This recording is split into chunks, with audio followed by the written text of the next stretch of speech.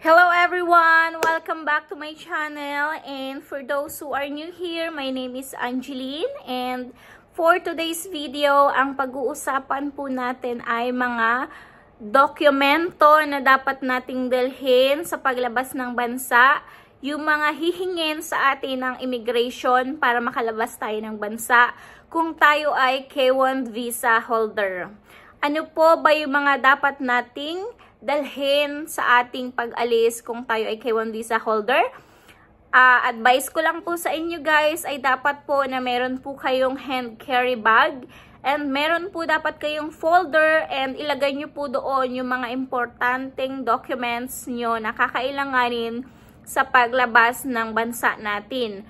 Kasi hihingin po ito sa atin ng immigration officer and kailangan po na madali natin itong makukuha. Huwag po natin itong ilalagay sa ating check-in luggage. Kasi kapag nilagay po natin ang ating importante na dokumento doon, ay mahihirapan po tayo and madidelay po ang ating flight. So, first na dapat po natin dalhin ay of course ang atin pong ticket. And kung yung atin pong travel tax ay wala pa po doon yun, hindi pa po included yung travel tax doon sa ating ticket, ay pwede po tayong kumuha doon sa gilid. Sa gilid po ng ticketing area, nandun po yung travel tax. And magbabayad po kayo doon, nasa 1,620 po. And of course, dapat po ay may valid passport kayo. And of course, your visa.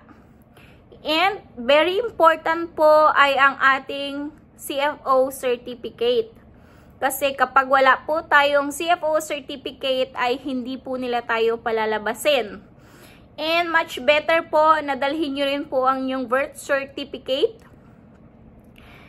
And ang very important po ay ang ating yellow packet.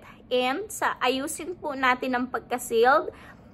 Alam ko po na lahat po tayo ay kailangan nating buksan ang ating yellow packet para makuha po natin ang passport. Nung di-deliver po ito sa atin, kailangan po nating buksan ito. Kaya po may plastic doon sa LBC.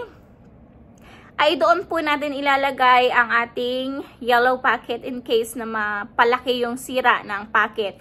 Pwede nyo naman po itong buksan ng maliit lang para hindi po masira yung plastic ng yellow packet. Kasi kakailanganin po ito na sealed. Kailangan po ito na sealed. Kasi ang LAX or ang US immigration po mismo ang magbubukas nito and kukunin nila ito sa atin.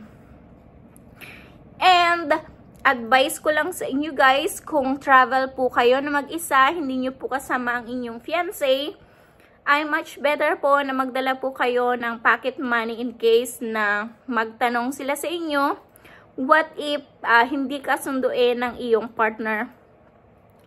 May pamasahe ka ba pabalik?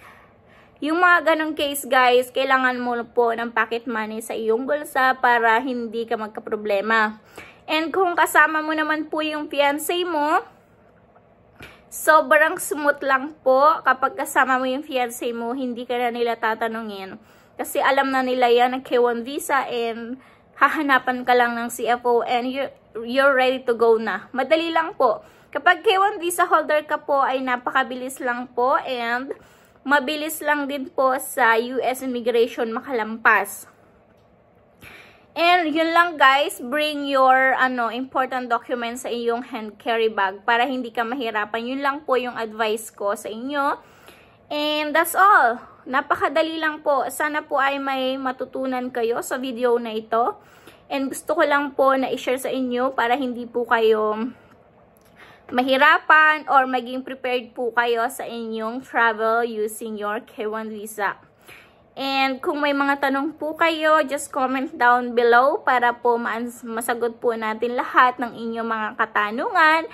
And don't forget to like this video and hit mo na rin yung notification bell para updated ka sa aking mga video if I have upcoming video. Thank you so much. Bye!